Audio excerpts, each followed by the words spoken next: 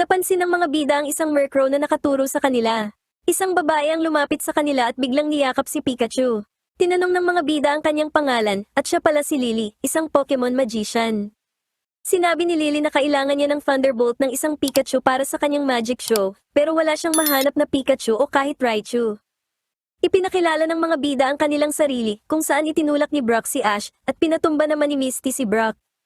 Hiniling ni Misty kay Lily na magpakita ito ng magic dahil pangarap na ni Misty ang maging magician simula noong bata pa siya. Naghanap si Lily sa kanyang bag at sinabi sa mga bida na ang Pokemon Magic ay isang siyensya dahil ang mahikang iyon ay kumukuha ng kapangyarihan mula sa mga gamit at Pokemon. Tiningnan ni Lily ang kanyang libro at napansin ni Brock na nakasulat ito sa isang sinaunang wika. Nakahanap si Lily ng isang spell at tinanong si Misty kung gusto ba nito ng mas makinis at mas malambot na balat. Umao si Misty, kaya naman nagtimpla si Lily ng isang potion. Naghagis si Lily ng isang sangkap na naging sanhi ng pag-itim ng usok ng potion. Isang grupo ng mga Spinarak ang bumaba at gumamit ng string shot kay Misty hanggang sa mabalot ito. Napagtanto ni Brock na ang potion ang nagpatawag sa mga Spinarak para gawin iyon kay Misty, na bagamat balot na balot ay hindi naman natuwa. Ikinwento ni Lily ang tungkol sa isang spell kung saan maaari mong mabasa ang isip ng mga Pokemon. Gayunpaman, wala pang nakakagamit ng spell na iyon dahil kailangan ito ng Thunderbolt ni Pikachu. Sinabi ni Brock na makakatulong iyon para mapabuti ang ugnayan ng mga tao at Pokemon, kaya naman handa sina Ash at Pikachu na subukan ito. Binasa ni Lily ang mga sangkap na nasa kanya na, at sinabi na kailangan niya pa ng Stun Spore mula sa isang Parasect. Dumating ang Murkrow at iniulat na nakahanap ito ng isa. Agad nilang pinuntahan ang Parasect at nagboluntaryo si Ash sa pagkuha ng Stun Spore sa pamamagitan ng pakikipaglaban dito. Inutusan ni Ash si Pikachu na mag-Thunderbolt pero nagpa siya siyang Thunder Spark na lang ang gamitin. Humingi si Ash ng Stun Spore, pero Sleep Powder ang ginamit ng Parasect kaya hinipan ito ng Murkrow gamit ang kanyang pakpak. Nang inulit ni Pikachu ang kanyang galaw, gumamit na ang Parasect ng Stun Spore. Masayang kinukolekta ni Lily ang Stun Spore gamit ang kanyang vacuum cleaner, nang biglang ninakaw ng Team Rocket si Pikachu. Natutuwa si Lily na makakita ng isang Meowth at inutusan ng Murkrow na kumuha ng piraso ng dumi mula sa kuko ni Meowth. Sabik na sumugod ang Murkrow sa Team Rocket, pero aksidente nitong nabutas ang balon ng Team Rocket. Nailigtas si Pikachu, pero hinabol ni na Lily at Murkrow si Meowth. Na-stranded ang Team Rocket sa dulo ng isang bangin at nagtatalo kung ano ang hindi nila dapat gawin para hindi sila mahulog. Nagpa siya ang mga bida na lumapit lang ng dahan-dahan at maingat. Kaso tumakbo si Lily patungo sa Team Rocket at kumuha ng bahagi ng kuko ni Meowth, sabay takbo palayo. Dahil dito, gumuho ang bangin at nahulog ang Team Rocket. Iniulat ni Lily na kailangan niya ng luha mula sa isang apom para gumana ang mahika. Sumigaw si Ash para makuha ang atensyon ng apom, pero nag-aalinlangan sina Misty at Brock na may magpapakita. Gayunpaman, lumitaw ang isang apom pero natakot ito kay Lily na sobrang saya nang makita ito. Narinig ito ng Team Rocket at naniwala si James na magagamit nila ang spell para manghuli ng Pokemon at yumaman. Sinuportahan ni na Jessie at Meowth ang ideyang ito. Naghiwalay ang mga bida at si Lily para makorner ang apom. Sabay-sabay silang tumalon para makuha ang apom, pero nagkabungguan lang silang lahat dahil hinuli na ito ng Team Rocket gamit ang net. Bukod pa rito, kinuha rin nila ang bag ni Lily. Susubukan sana itong bawiin ng Murkrow, pero gumamit si Meowth ng robot na kamay para suntukin ang Murkrow. Lumipad palayo ang Team Rocket na nagdulot ng labis na kalungkutan kay Lily, bagamat nangako si Ash na babawiin ang apom at ang bag. Nakita ni Meowth na puro basura lang ang laman ng bag, habang nahulaan naman ni James na ang wika ay nakasulat sa Pokemonia, isang wika mula sa panahon ng ikatlong hari. Inamin ni James na nagbabad siya sa silid-aklatan noon, pero ang totoo ay tinitingnan lang niya ang mga larawan sa libro. Gayunpaman, susubukan ni Jessie na paiyakin ang apom, pero ipinaalala ni James na hindi gagana ang luhang nakuha gamit ang dahas. Kaya naman, gumawa ng bagong plano ang Team Rocket. Nagkwento si James ng joke sa apom na ang water turtle raw ay malakas dahil kumakain ito ng bakal. Hindi natuwa ang apom kahit matapos ang marami pang jokes. Sinubukan naman ni Meowth ang isang kwento tungkol sa isang babae at kanyang anak na ayaw maghiwalay, at nabuhay ng masaya habang buhay. Hindi interesado ang apom, kaya si Jessie naman ang umarte para paiyakin ito. Habang naghahanap ang mga bida, nahanap ng Murkrow ang Team Rocket. Umarte si Jessie na parang iniwan siya ng kanyang prinsipe sa kalsada ng may matinding emosyon. Inisip ni Jessie na sapat na iyon, pero nagalit siya ng husto dahil natutulog lang pala ang apom. Susuntukin na sana niya ito, pero pinigilan siya ni na Meowth at James. Dumating ang mga bida at hiningi ang apom at ang bag. Pero inilabas ni Jessie si Arbok na gumamit ng Poison Sting pero tinamaan ito pabalik ng Icy Wind ng Murkrow.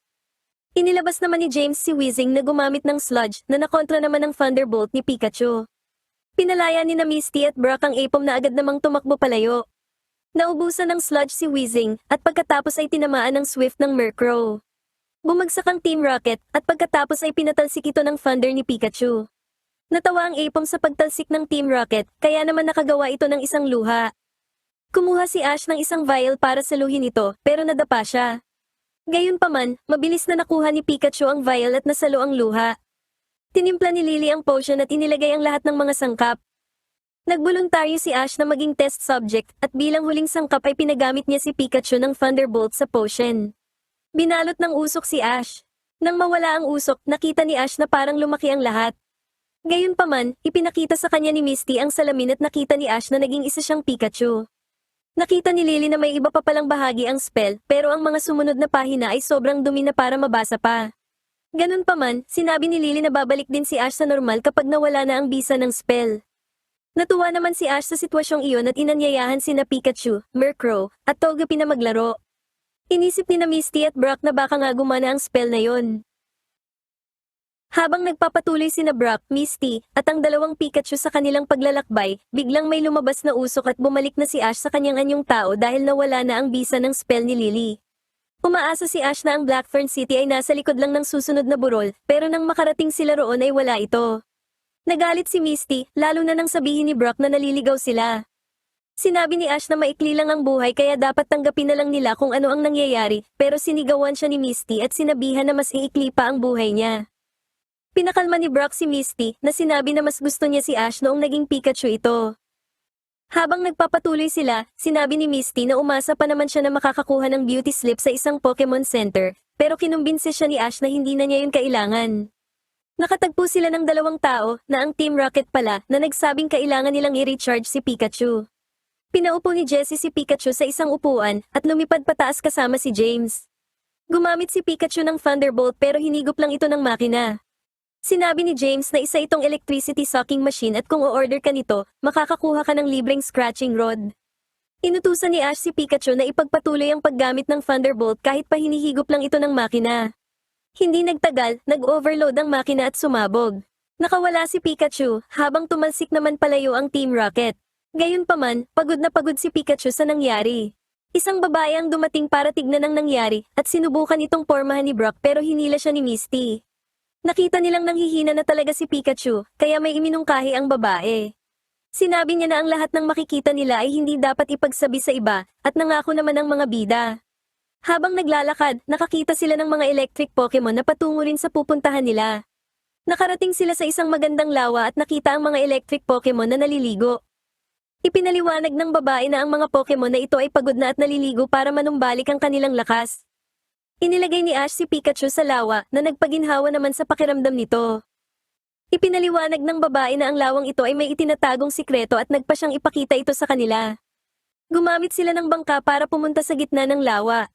Ipinakita ng babae sa kanila ang isang maliit na altar sa ilalim na may isang kumikinang na kristal, ang Legendary Crystal. Dito nagpupunta ang mga electric Pokemon para magpahinga. Ayon sa alamat, isang templo ang itinayo rito, pero dahil sa ulan ay gumuho ito at lumubog sa ilalim ng lawa. Narinig sila ng Team Rocket at nagplanong nakawin ng kristal para sa kanilang sariling interes. Nag-imagine sila ng mga bagay na gusto nilang gawin kapag nakuha na nila ang kristal. Naintindihan na ng mga bida kung bakit kailangang manatiling lihim ang tungkol dito. Lumangoy ang Team Rocket gamit ang kanilang tentacle boat at kinuha ang kristal. Nang makuha ito ng Team Rocket, nawala ang liwanag ng kristal sa lawa at agad itong napansin ng mga bida. Lumitaw sina Jessie at James mula sa tubig at binanggit ang kanilang moto. Lumipad palayo ang Team Rocket, pero hinabol sila ng mga electric Pokemon. Ang mga electric Pokemon kasama si Pikachu ay gumamit ng Thunderbolt, pero gumamit ang Team Rocket ng isa pang electricity sucking machine na mas maganda kaysa sa nauna. Sinabi ni Meowth na kung o-order ka nito, makakakuha ka ng isang Ursaring carving. Patuloy na naglabas ng kuryente ang mga electric Pokemon hanggang sa may marinig na isang malakas na ungol. Biglang kumulog ng malakas at lumitaw si Zapdos. Dumating si Zapdos dahil naramdaman at narinig nitong nasa panganib sina Pikachu at ang iba pang electric Pokemon, at nanakaw ang kristal kaya dumating ito para tumulong. Naisip ng Team Rocket na mababayaran na ang lahat ng kanilang utang kung mahuhuli nila si Zapdos. Gumamit si Zapdos ng Thunderbolt pero hinigop lang din ng makina ang kuryente nito. Nanood ang lahat sa takot habang ang kawawang legendary Titan Pokemon ay nagsisimulang mawala ng kuryente. Nag-alala sina Pikachu at ang mga electric Pokemon para sa kanilang legendary na kaibigan. Pero hindi sumuko si Zapdos. Naglabas si Zapdos ng napakatinding lakas na naging sanhi ng pagtalsik ng Team Rocket matapos sumabog ang makina sa sobrang kuryente, pero dala pa rin nila ang kristal. Nanghina si Zapdos at bumagsak sa lupa. Inamin ng babae na si Crystal na si Zapdos ang tunay na sikreto na gusto niyang itago. Sinabi ng mga bida na kailangang mabawi ang kristal para gumaling si Zapdos. Naghahanap ang mga bida nang biglang tumakbo palayo si Pikachu dahil nararamdaman nito ang kapangyarihan. Sugatan ng Team Rocket pero hawak pa rin nila ang kristal. Nakita nilang dumarating ang mga bubuwit, kaya inilabas ni Jessie si Arbok at si James naman ay si Victreebel na isinubo muna ang ulo niya. Gumamit si Arbok ng Poison Sting pero iniwasan ito ni Pikachu at gumanti ng Quick Attack. Nag-Razor Leaf si Victreebel pero tinalo rin ito ni Pikachu gamit ang parehong atake. Naghagis si Jessie ng isang peking Wobbuffet para malito ang mga bida. Tumatakas na ang Team Rocket kaya inilabas ni Ash si Bayleaf na ang Vine Whip ay nabawi ang kristal pero gumamit din ng ganoong atake si Victreebel kaya nauwi sa agawan ng dalawa. Nag-Poison Sting si Arbok kay Bayleaf pero nag-Thunderbolt si Pikachu na tumalo sa atake ni Arbok na nagpasabog sa balon at nagpatalsik sa Team Rocket. Nasalo ni Ash ang kristal pero nahulog siya sa bangin. Mabuti na lang ay nasalo si Ash ng Vine Whip ni Bayleaf kaya nailigtas siya at ang kristal.